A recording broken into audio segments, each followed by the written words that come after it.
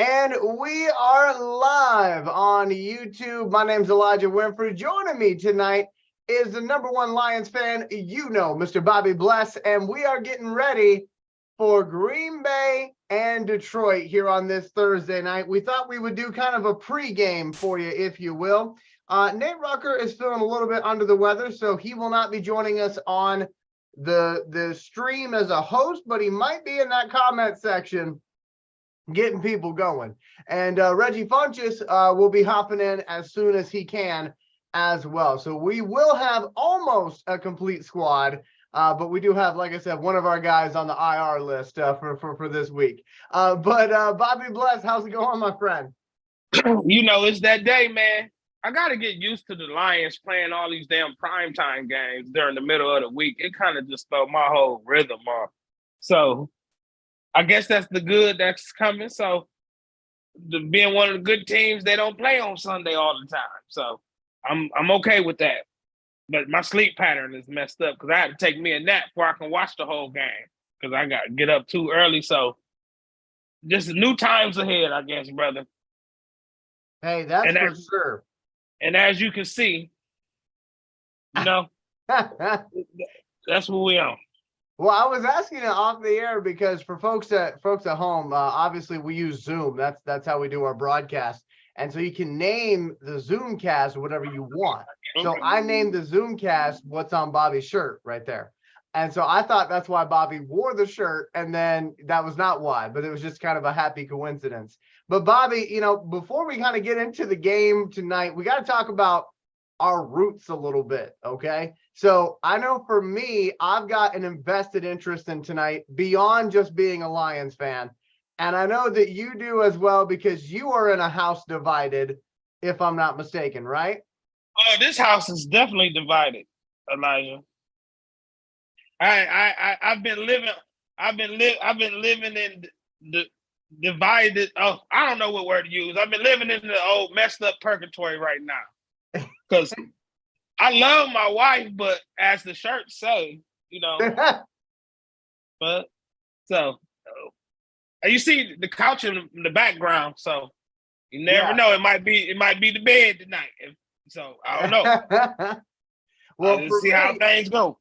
For me, it's not my wife. My wife is a Lions fan. She's also a Georgia Tech Yellow Jackets fan.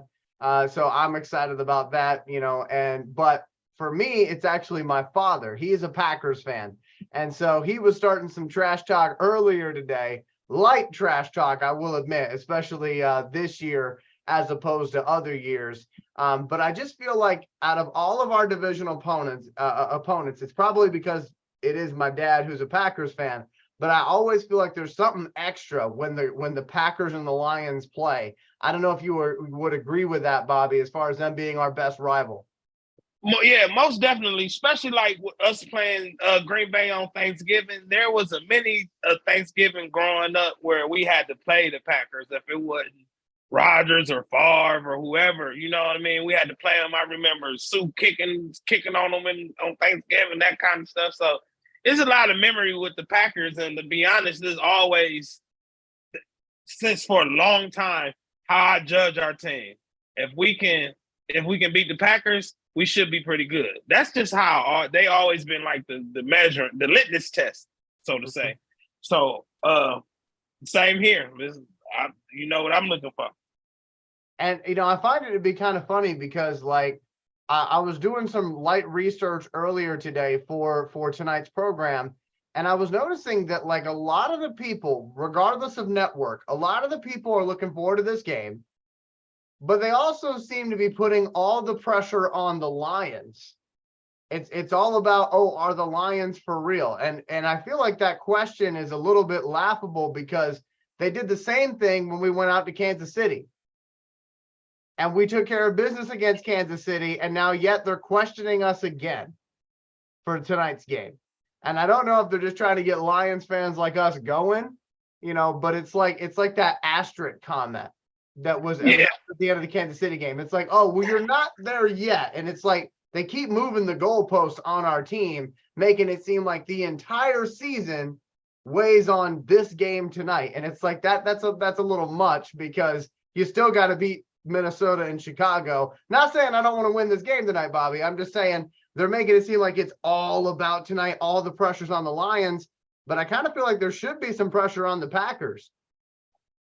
Yeah, I agree, but to a certain extent, the Lions have been the team that was always next up since the end of last year. Since we beat them the last game of the season, we were always next up. We got different peoples from different genres, though, not just the football world, just, famous actors. Did I see Favorite Flav with some Lion gear on? So you did. Yeah, exactly. And Charles Barkley. So I feel like every dog has his day kind of thing, and everybody want to see us actually accomplish it. And it is a good thing it's a good thing more so than a bad thing. But yeah, and even as the biggest Lions fan, I still feel the same way. I need to see more. I ain't with it yet to be, you know what I mean? I need to see them do better. I know we had our issues against Seattle, but I don't think we there yet. So I want to see them myself prove me wrong. Like with Deion Sanders, like you a believer yet? I ain't a believer yet, but I want them to. I haven't seen enough to where I can say that, but I can also see that we ain't dog shit like 2 years ago. Right. So So I think there's no doubt we're heading in the right direction. And to be honest, it's Dan Campbell, man, because he seemed like the guy that like keep everything like not humble. I mean, yeah, humble. You don't hear Dan Campbell talking shit. He always every victory speech, first thing he said, we got some things we got to clean up, but he makes sure he let them know we ain't where we want to be yet. And as Lions fans, I take heed to that. So I want to be, as these weeks go on, I want to see us get to the level that we all want us to be. And I ain't seen it yet, so that's why I'm good with the hype. Because keep it around, because if you fail, you'll be back to the laughing stock. Mm-hmm. Just is what it is. There's no fall from purgatory if you never made it to the top. You know what I mean? Right. If you was the top, you might fall halfway and then fall to the bottom. But if you come from the bottom, then fall, you know where you're going. You're going all the way back to the bottom, no stopping. So that's it, really, brother. It's good, though. It's positive. It's good to hear our name a lot. So let's go back for a moment, because we should have started here, but I forgot to. I got too excited about tonight. But let's go back to last week, because I'm curious your thoughts, because I know that Seattle game, took a little bit of the wind out of our sails, and a lot of folks were concerned. I know one of the things I said was on last week's episode was I was like, where was the pass rush? And I'm not saying anybody saw what I said, but it seemed like they took it personally, if you will. But Bobby, what were your thoughts on the Falcons game? Feel free to expand a little bit, my friend. Man, the defense, of course. I'm not saying that our offense were world beaters or whatnot, or nothing like that. It's just that they got called out after week 2. So they you could tell the sense of urgency of getting to that quarterback. Not just Aiden Hutchinson either. That was pretty cool. I also feel that the loss of Gardner Johnson is really being covered up by Branch. Ain't nobody even think about that dude no more for a week. So he shut all that up too, because a lot of people were saying, like, where do we go from here losing Gardner Johnson? But obviously we got a guy that's really like, not only he doing it all, man. I seen him cut through the runs.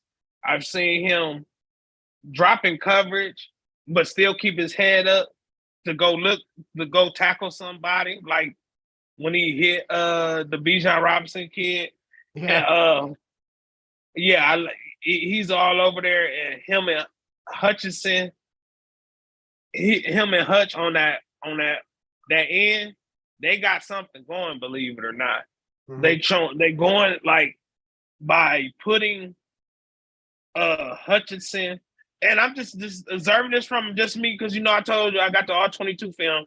Right. Putting Hutchinson and Branch right next to each other on the line, it makes the defense have to commit. Yeah. You putting two on this one, or you're gonna make sure you can get to this one, because it's going to be very hard for a defender to double team Hutchinson and then disengage to the next level to Branch. It's going to be hard because he ain't going to be there. He's going to be gone. So he's very fast. He's very smart. And the thing I like about him, all of them the most. If you look, you see this guy pointing there. You got this other guy pushing this guy up. You got this. It was a group project last week. We got a couple guys that got their name out there, but I was very pleased with that. And as far as the offense, I'm probably the biggest. Are we on the offense, or are we just talking about the defense? Or we want? I was just letting you go for it, man. I was letting you. Oh, okay, whatever. Okay. Yeah, because I didn't want to say nothing. Okay, so chaos under fire. That's what I call that offense. Yeah. Mistakes were made, but they ran the ball, and Jared Goff actually worked good under fire. Linemen's coming in and out. Mm-hmm. Even on the Sam Laporta play, people say he don't got the arm, but it takes a lot of arm to throw a ball that far, that quick, with Calais Campbell coming down your mid. Right. I was impressed with that throw. I was impressed with Gibbs as far as like he ready. It's not a like I'm scared thing. It's more of a he need to slow down thing. Like I don't know how to explain it. It's not like it's just like he's so knowing he can do stuff. He don't let the blocks develop. He kind of rushes. He don't wait for his blocks enough to me. Yeah. But he did though on the game that ended the run that finished the game off. Mm-hmm. He did. He was able to let Ragnar block the D tackle and then pop to the next level and hit the linebacker, and then he cut outside for I think it was like a 28-yard run or something like that. Yeah, but it was in the 20s for sure. Yeah. So I'm gonna say I like what I see from Gibbs, and I said this many times before. Give me the guys you got to calm down over the guys you got to hype up every day. It's just time going. It's just it's like a volcano. It's going to erupt any second. That's where I'm at with Gibbs. I'm just waiting on that volcano. It's going to blow. Mm-hmm. So the longer it takes, the worse it's going to be when it do. So hopefully we can get some of that tonight, to be honest. And I think I'll start my remarks there where you finish your remarks, with Jahmyr Gibbs. Obviously, everybody and their brother knows that that's my guy. I'm very excited to have him on this team. For me, with Jahmyr Gibbs, and I just want to say a good evening to Nate Rucker. Nate Rucker is tuning in, by the way, right now in the comment section. We got some other folks tuning in as well. Leave us some comments. That way we know you're watching, because we don't get told who's watching unless you leave a comment. So like, comment, and subscribe. I'd greatly appreciate it. I know Bobby agrees with me. But yes, sir. As far as Jahmyr Gibbs is concerned, I feel like his rookie season so far reminds me a lot of his first year at Georgia Tech. And when I say that, what I mean is his first year at Georgia Tech, they were trying to figure out until about midway through the season, how do we use this kid? Because it wasn't a matter of not wanting to use him. It was a matter of how do we put him in the best position to be successful? Because there's so many different things he can do. And I feel like Ben Johnson, through these first couple weeks of the season, he's still trying to figure out what to do with Gibbs. I think me and Bobby thought that we would see Jahmyr line up in the slot. and be used more with, more different routes. But it seems like the only route they want to use him on is a Texas route. Texas, yeah. And so it's for getting me, predictable. It does get very predictable because it's like, okay, we know what's going on here. But like, he does know how to run other routes. Just putting that out there. I have seen him do it. And I totally agree with Bobby. It's one of those things where, his feet are moving quicker, or I shouldn't say his feet are moving quicker than his mind, but his mind is moving quicker than his feet. And so he knows where to go, but he's just got to slow down a little bit. Yeah. But again, like Bobby said, I'd rather calm somebody down than have to hype somebody up, because this is professional football. This ain't high school ball, so they should already, show up ready to go. Right. But for me, I was excited to see Jahmyr be successful. I really wanted him to get his first touchdown, and I know Jared Goff did kind of the quarterback fake and then ran. But that was a good play, though. It was a good play. It was a good play, but it broke my heart. And nobody followed Goff. And as far as like fantasy football is concerned, I had on my team Goff and Gibbs. So I didn't lose on that play, but I felt a little brokenhearted because I thought he was going to get his first touchdown on that play. But yeah, Elijah, you crazy. I'm hearing rumors that David Montgomery is playing tonight. Yeah, I'm waiting. I'm about to look now. And my concern with that is, I don't think we should be rushing back Montgomery after what Gibbs did last week. He proved he can handle the workload. And I feel like we need Montgomery. Don't get me wrong. I'm not saying anything negative about him. What I'm saying is, you keep him on the shelf until he is healthy. Don't risk him in a game where Gibbs can do, what he needs to do. So, but that's just my personal opinion. But I also know Montgomery sat back and watched that game and went, I should be out there doing that. But honestly, I'd rather see Montgomery in the goal line in the red zone. Nothing against Gibbs, but I just rather see him there. But do you want him out there at 75%, or do you want him out there at 100%? That was my point. He only had a thigh bruise. It wasn't it's a thigh bruise. He probably could have played Sunday, but they knew he had this extra rest and let him play now, and we got another 10 days off. So maybe it's just all been ramping him up more. So I don't see him having more carries than Gibbs. I see him in different roles. But I don't see, you see what I'm saying? I don't see him starting the series and the whole series, but I see goal line, short yardage, and definitely on pass protection, because he's a little bit better than Gibbs in that role also. I would like to see him. I don't see him getting more than 12 carries, to be honest. Because I automatically assume that because he was the starter pre-injury, that they're throwing him out there tonight as the starter. That's what I was thinking. But you probably have a better insight as far as that's concerned, because your opinion makes a lot more sense. That shut up, Elijah. I'm being serious though, because like I said, for me, I automatically assumed, because Montgomery was the starter and getting the majority of the carries pre-injury, that if he plays tonight, he's going to go right back to that role in this offense. But what you said makes a lot more sense, that they'll ease him back into it until they know he is healthy. And that it's like situational, because there's going to be some third downs where they're going to need that back in there to protect. He's probably got a little bit more unfronted between them tackles on short yardage.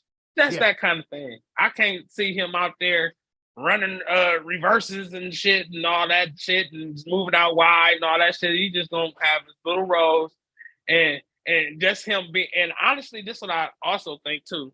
Just to throw that out here, with Montgomery out there, it makes, just as a decoy, has to be honored going up that middle. And if you put him out there with Jahmyr Gibbs, less attention. You gotta put more attention on Montgomery and Gibbs.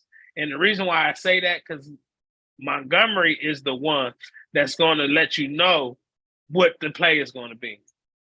Because if Montgomery, because I don't see Montgomery going out running routes. I don't see him so if he's in there, he might, if he's in there, it's going to be passing. But you gotta keep a back on him because he could leak out. You know what I mean? So it'll help you move Jameer around more. You know what I mean? You can put him in the backfield with him. You can put him instead of just him back there with the fullback, kind of like, hey, I'm about to get the ball. And Marty gonna fake it to me. Yeah. That way you can move him around a little bit more, put him in motion. And I would love to see, just as a little caveat of our conversation, my brother, I was looking at the Miami Dolphins. They scored 70 damn points, but they have a play where, and it's going to remind you of Canadian football a little bit, where Tyreek Hill goes in motion fast as he can, and then the play starts. Yeah. Yeah, and it's hard. You know what I mean? That's hard for these defenders to keep up. I would love to see Jahmyr Gibbs doing that kind of stuff because I think he's definitely more than capable of not being a Tyreek Hill as far as speed, but just as good as a receiver because Tyreek Hill is not really the guy that's going to blow you off the map as far as receiving, but with that ball in his hand, he's explosive. So, and it's funny that you mentioned that because the high school team that I cover for my day job, most people know I work in radio for my day job, and I've been covering the Messina Raiders this year up here. They're 4-0 right now in the state of New York. One of their main bread and butter plays is a jet sweep. Where they have that wide receiver or running back, they motion them, and as soon as they get in front of the quarterback, right as they're crossing the quarterback's face, he just kind of underhand tosses it to them. Yeah. Take it and they go. Well, in the state of New York, that counts as a pass. Yeah, so, and NFL also too.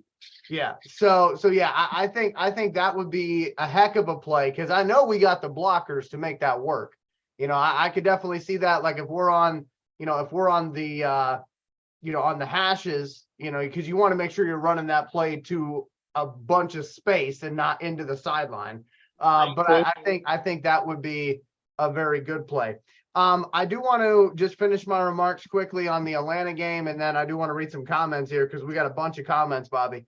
So as far as the Atlanta game is concerned, obviously a lot of attention was on Gibbs and Bijan. And listen, I don't think that was the end-all be-all game for either one of those guys, all right? I think both of them are going to have really solid rookie seasons, and I think for the next 5 to 10 years, you're going to hear about Bijan versus Jahmyr because of where they were drafted. They were the top 2 running backs taken in this past draft class, so they will always be compared to one another. But I will say I was happy to see round 1 in their professional career go to my guy Jahmyr Gibbs because he had 80 yards rushing and Bijan had 33, which I feel like is not so much a reflection on Bijan as it is on how great our defense played on Sunday. And I feel like that's common sense, but I do want to give a little love to our defense because all we heard after Seattle was Aaron Glenn this, Aaron Glenn that. And then all of a sudden, it got really, really quiet on the Aaron Glenn talk, which I'm glad because Aaron Glenn had those boys out there hitting hard, hitting like they took something personal from that Seattle game. And I think he deserves a lot of credit for being able to put the defense in a situation to be able to maximize their potential and get those stats, get those 7 sacks. We always talk about how, great Ben Johnson is, and I'm not trying to take anything away from Ben Johnson. He's earned a lot of the hype that he gets, but Aaron Glenn earned some hype last weekend. And so I would love to see more Lions fans hop on that bandwagon. And I know, and this is what's so weird about it. Like Ben Johnson can call a bad game where we don't score a lot of points and people still talk about how he's like a mastermind at his craft or he's going to be a really, really good one. Aaron Glenn has a bad game and everybody falls off the cliff and they're like, fire the guy. So no matter what happens tonight, let's remember, okay, Aaron Glenn still has, in my opinion, one of the youngest defenses in the league. And he is doing everything he can with that to maximize their potential before they get to their second contract. So for me, I was super proud of Aaron Glenn in that defense. And Dan Campbell, I love when he goes for it on 4th down because my philosophy on going for it on 4th down is a little different than a lot of other people. For me, I say as often as you can where you're not going to kill your own team doing it, you go for it on 4th down. That way, later on in the season, when you have that moment where you need a fourth down conversion, your guys aren't out there tense because they've already done it 70 other times. It's just another play for them. Yeah, I agree, brother. Other teams, though, they're like, as soon as that marker turns over to fourth down, the punting unit's already out there. So, but I was happy to see last week that Dan Campbell was able to, remember that he does have one of the best punters in the league, and he knew what the kicker was. The Charger coach probably jealous of hell of Dan Campbell. Then he said that shit worked for him. This shit don't never work for me, because they ready to fire his ass about that shit. But it's funny because I guess in his press conference earlier, I think it was yesterday, for Dan Campbell said one of the things he didn't like from the footage was how he was not aggressive. And so a lot of Lions fans, a lot of Lions radio outlets are talking about it, yesterday and today, going, we were so proud of Dan Campbell for remembering that he can take the 3 points. Now he might go in hyper aggressive against Green Bay. For me, I'm all about it. I'm here for it. Bobby, what do you think about the aggressiveness of Dan Campbell?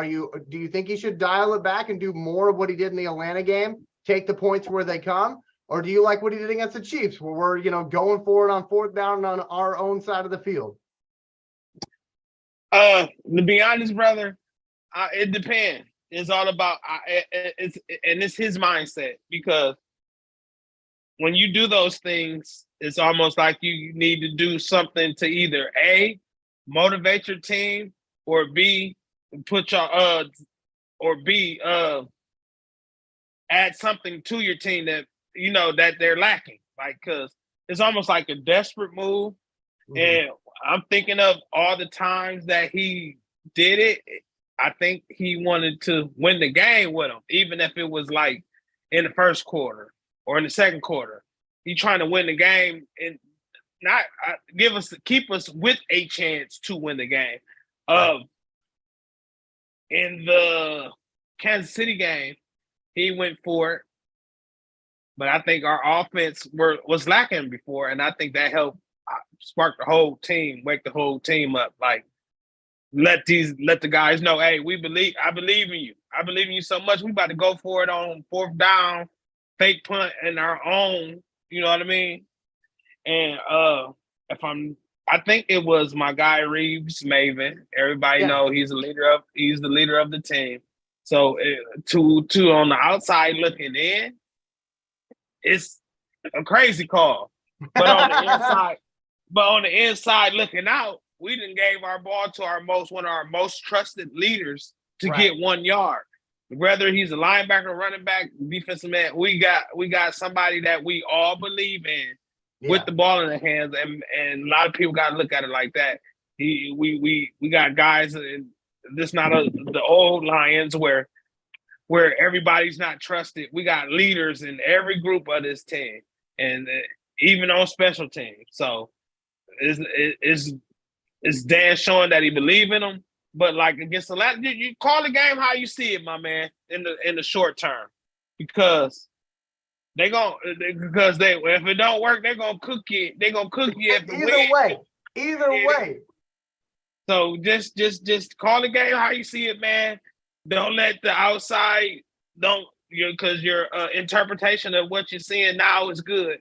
Don't let nothing on the outside interfere with that. Just do what you do, Dan Campbell. I'm rolling with you. And I can't say that for all coaches.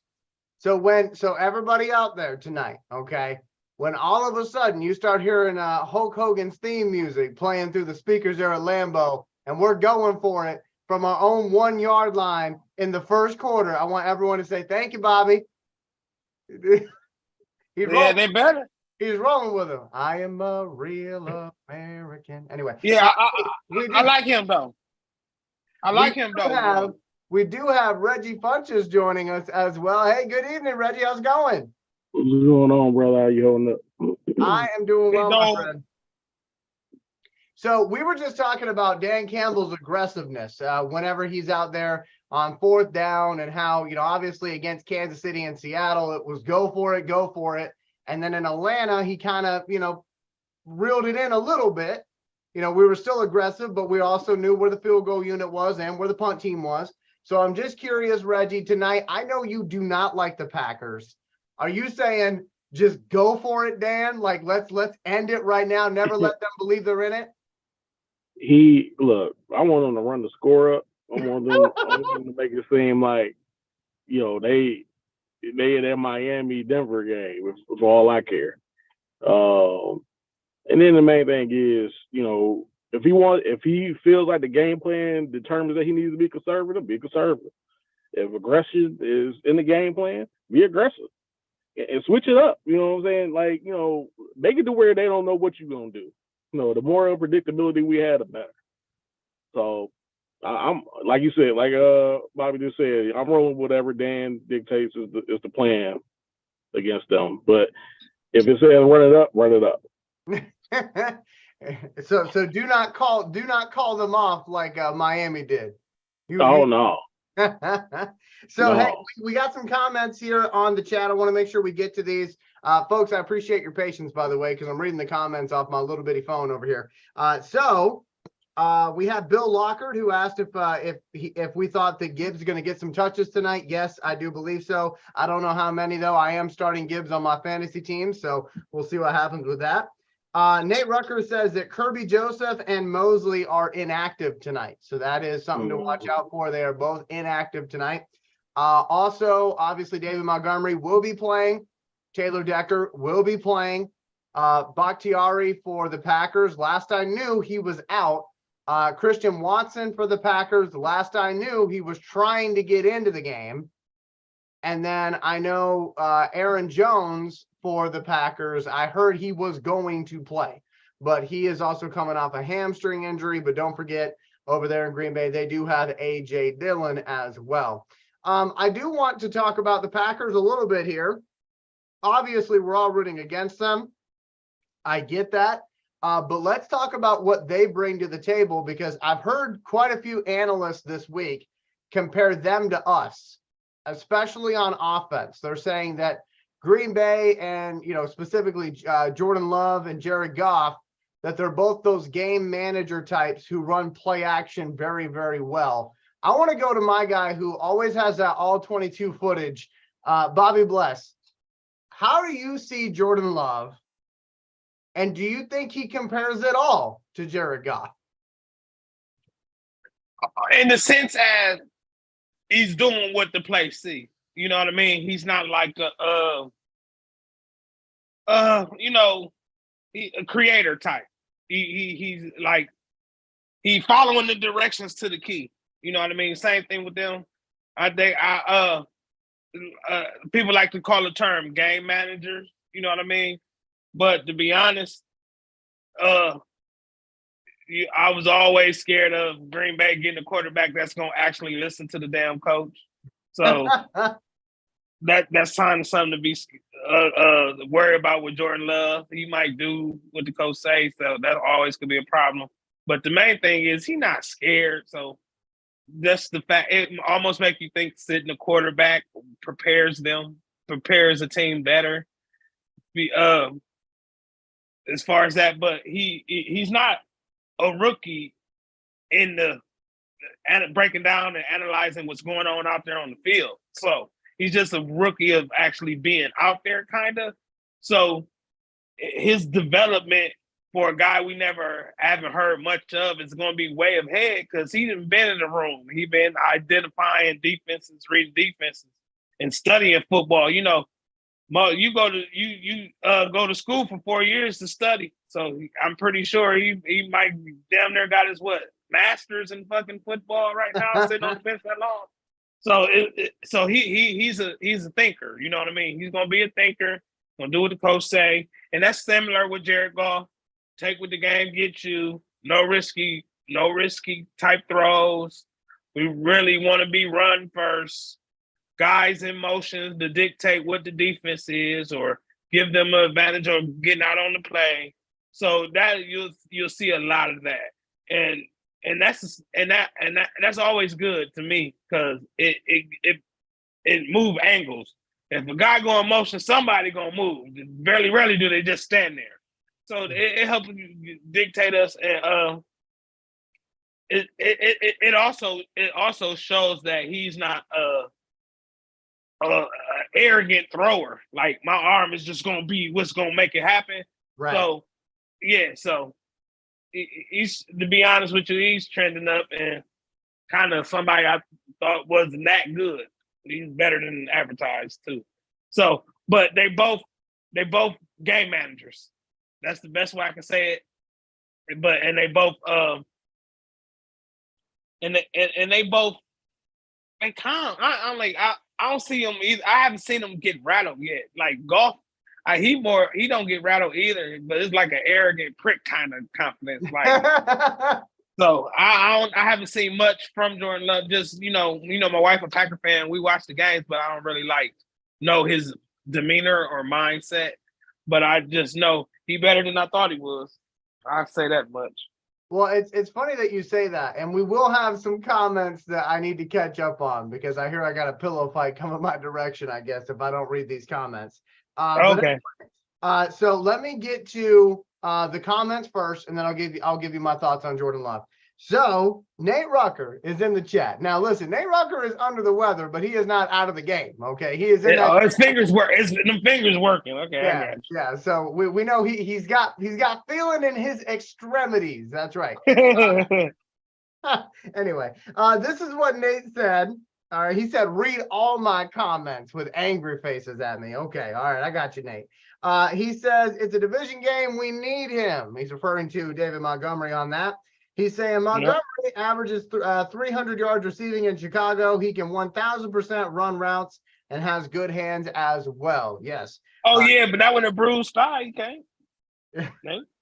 I'll let you and Nate sort that one out. Anyway, Green Bay's D-line isn't as good as Atlanta's, so between the tackles is going to be there, according to Mr. Nate Rucker. So if you have the opportunity to start any Lions running backs, you might want to do so. I think that's what Nate's getting at there. I did that. As far as my thoughts on Jordan Love, it's interesting. When it comes to like quarterback play, I feel like there's levels to this thing. You have your gunslinger, you got your game manager, you have those folks who are just all around gutsy, because that's also a type of quarterback as well that doesn't get talked about a lot. Those guys who have an average arm, but they're gutsy. They'll make some things happen. They're not gunslingers, they're just gutsy. But with Jordan Love, when he was at Utah State, he was considered a gunslinger because he would take chances with the ball. In fact, that was one of the reasons why he was, where he was in the draft for the Packers to get him, was because he threw way too many interceptions. And they said, well, if we could ever get him to stop throwing it to the other team, we might have something here.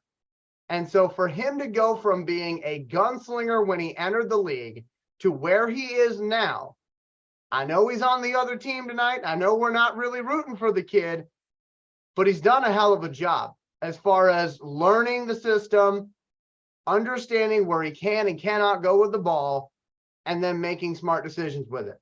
So on that, I have to agree with Bobby 1,000%. I'm saying it. It's he's gotten better. He's gotten better. But I will say this, though. He's still young, and he has never really had a good game against us. I'm going to knock on wood. But every time that he's played against us, we've been able to shake him up a little bit. And I'm not really huge on strength of schedule because I feel like once the schedule comes out, you can't really control who you play. You just got to win the games that are in front of you, right? But think about it like this. The Packers are 2-1. Who did they beat that actually scares you? Nobody. They beat the Bears, who everybody's beating, and they beat the Saints.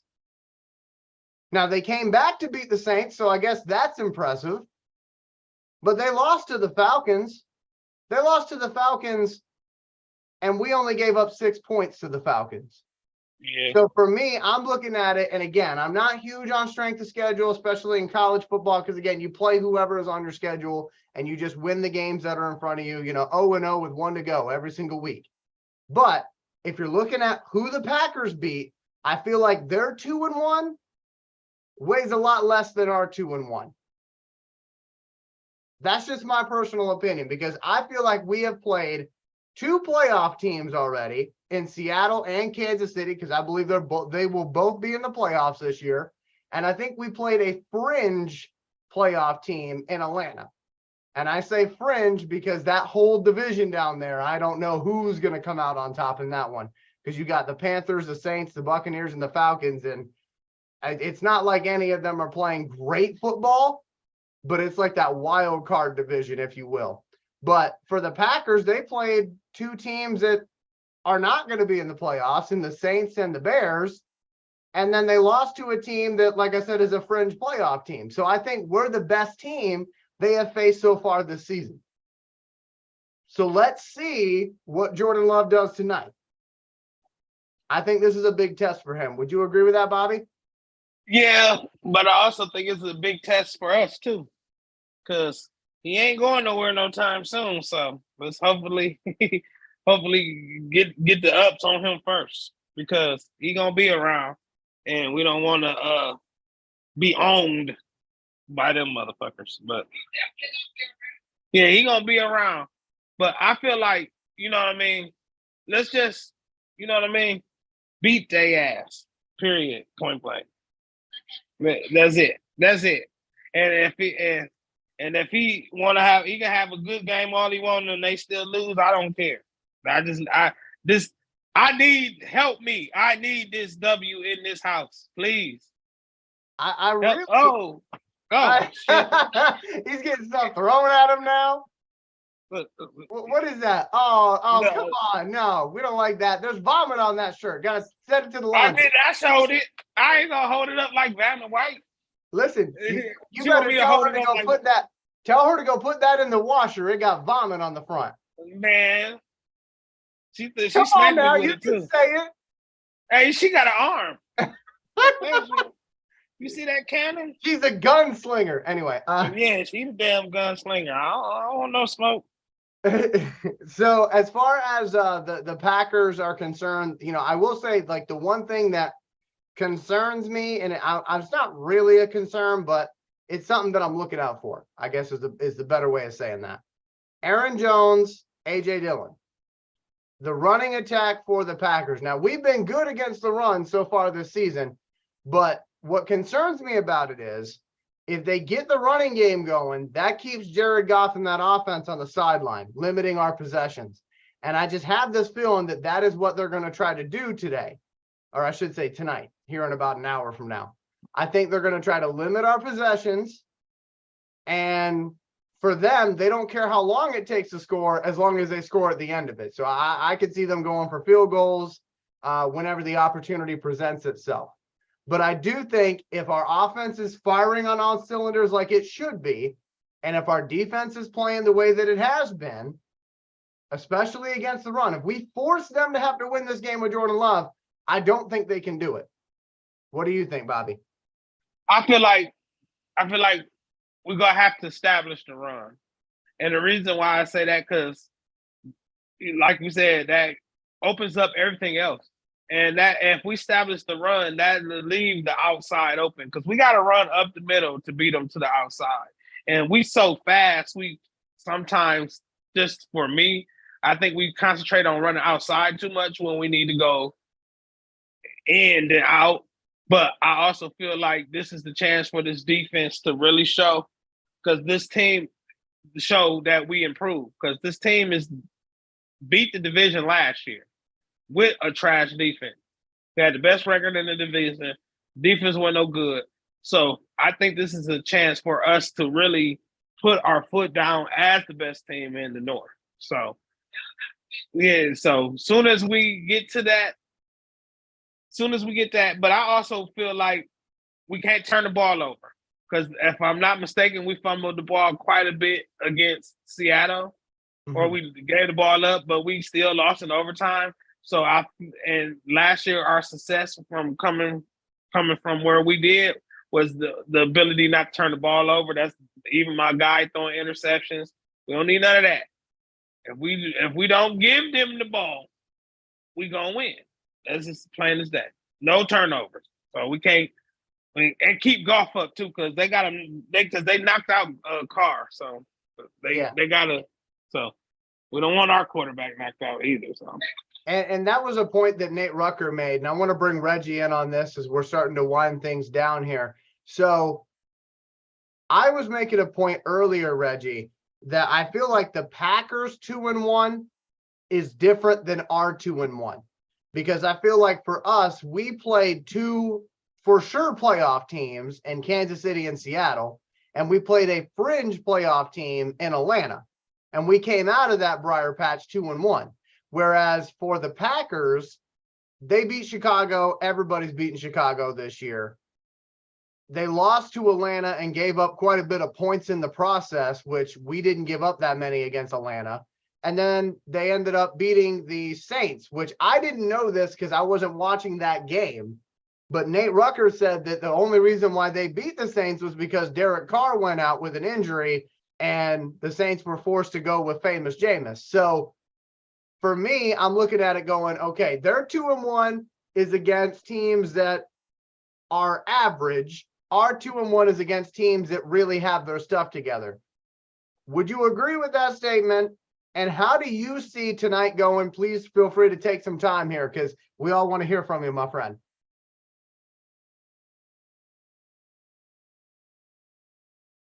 He was with us a moment ago, I promise you. I saw him on the screen. But right now, so here we go. I think Reggie's popping back in. I can't hear you, my friend, because you're muted. Now I'm good. We got it. So I would say the main thing between us and them is we've kind of gone through a gauntlet. We've gone against, like you said, a Kansas City team that was the Super Bowl champs. We've gone against Seattle, which is a tough team for us to beat. And we manhandled a team that they struggled against, which leads me to feel like they're coming into this game with a lot more confidence, especially coming off of the win that they had last year. The biggest thing is this is our time to really assert ourselves as the dominant team in the North. In order to do that, you're going to have to beat Green Bay twice, in my eyes. You're going to have to beat Minnesota twice, in my eyes. And you definitely can't lose to Chicago. If they lose to Chicago, I'm going to be mad. But anyway. I'm going to be pissed if they lose to Chicago. I'm going to be pissed if we lose. And really the thing is, once you get to that point where you're trying to assert yourself, this is where, like Bobby was saying, not turning the ball over, running your offense, not letting them dictate what you're doing, but you're dictating how the game goes. So if you want to run the ball, run the ball. If you feel like you want to air it out, and make it to where it looks like they can't stop you. Right. That's the main thing that I'm looking for. When it comes to tonight, they're not going to just lay over and let you just take it. I can't stand it. They're not going to do that. SVU style. They're not going to do that. So he said SVU style. SVU style. So he done, man. So we're gonna have to take it from them. And in that situation, run your offense. The defense, I want to see the same defense that showed up last week. I want to see that tonight. I won't love to be like, oh, I'm doing nothing but speaking from these dudes from the flat of my back. Mm-hmm. Also SVU style. It's funny. It's funny that you say that, Reggie, because as you know, my father's a Packers fan, and I know you'll appreciate this too, even though he's a Packers fan. So my dad's favorite player from the Packers was Reggie White. That was his all-time player. One of mine too. And so my dad had me read Reggie White's book whenever I was a kid. And I remember in his book, and I know Reggie will appreciate this because we both come from, religious backgrounds. So Reggie White, whenever he would sack a quarterback, would say, Jesus is coming back and so am I. And so I'm hoping that tonight we have some of those moments going against Jordan Love. Maybe Aiden Hutchinson can say, Jesus is coming back and so am I, or whatever his version of that is, with the stanky leg. And I will tell you the other thing that I'm looking for is seeing who is going to show up on the other side of Hutchinson. Yeah. Who's going to show up? Who's going to say, okay, Houston's out 6 to 8 weeks. This is my time to show that I belong here. Exactly. So the two things I'm looking at is who's bringing up on the other end, and I need Kaminsky to show me the same stuff that he was showing me last year. I agree. So those are things I'm looking for. As far as the score, I want to say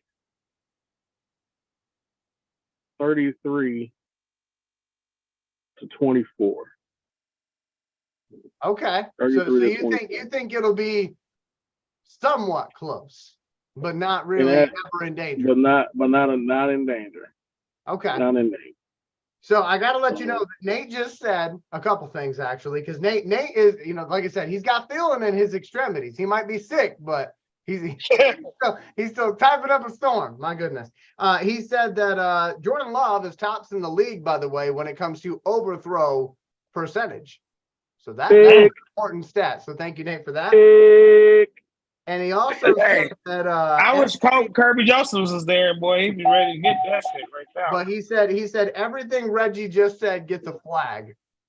So I don't know what he means by that. But anyway, my prediction for tonight's game, I got to break out my book that I write everything down in from a few episodes ago. Let's see what I said and see if I want to stick with it, if I'm bold enough to stick with it.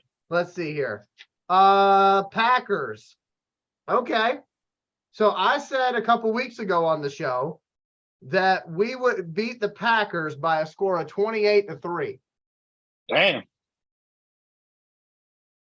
I'm gonna stick with that. 28-3 tonight. I'm gonna be bold, and I'm gonna stick with that. 28-3. Gonna be an ass whooping tonight at Lambeau Field, and Bobby Bless is gonna have to find himself a hotel room because it's that bad. He's gonna be obnoxious in Toledo.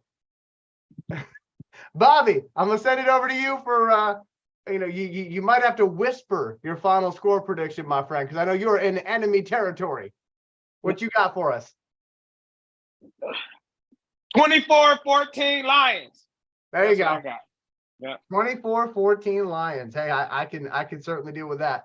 My friends, we are closing in on the game itself, and I know we all got different things we're going to do before the game starts.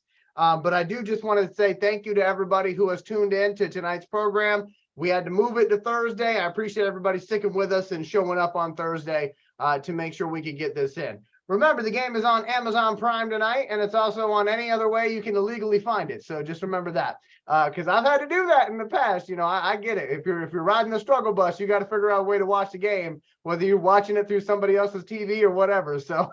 Oh, they making money on this. I done spent a lot of money just trying to watch the damn games, dude. It's ridiculous.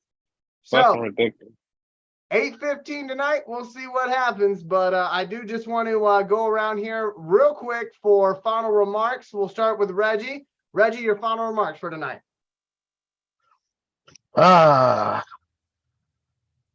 It's gonna be a love-hate relationship tonight. Man, tell me about it. And love gonna hate this. Tell me about it. I was mid-drink. Come on. It's gonna go down tonight. I think he's gonna get sacked 4 times tonight. Ooh, okay. He's gonna have 2 turnovers, 1 pick, 1 fumble. And I'm going to say Montgomery gets 2 rushing touchdowns tonight. Please do. I got him in my fantasy team. I got a man. Bobby Bless, your final remarks, my friend. No, yeah, I just having a good game, man. I just want to buy me a hat tomorrow. I'll go to tomorrow. So let's just make sure, open the door for me to go, guys.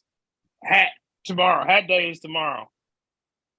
Before I say my final remarks, I need Bobby Bless to do me a favor because he is the #1 Lions fan, after all, right? So, Bobby, you got a beautiful saying on that T-shirt for you. I need you to say it as loud as you possibly can for me so that everybody can hear you. Read out what's on that shirt.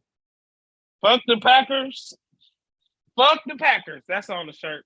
That's Fuck right. The Packers. And that is why we're going to be sending Bobby a gift basket, so that he can have some goodies while he's sleeping on the couch tonight. Oh, for sure. Please do. But hey, you know what? You'll have a new hat. No, shit. But that's what it's all about. So That hey, new hat. as we close this thing up, just want to say again, thank you everybody. I appreciate everyone tuning in tonight. Nate Rucker, we hope you feel better, my friend. And hey, your t-shirts are on the way, Nate. So at least you'll be able to That's funny. t-shirts that'll make you feel good, right? So hey, with all that being said, for Reggie Funches, for Nate Rucker in the comment section, for the #1 Lions fan, you know, Mr. Bobby Bless, and for myself, Elijah Winfrey, hey, be good to yourself, be good to others, and most importantly,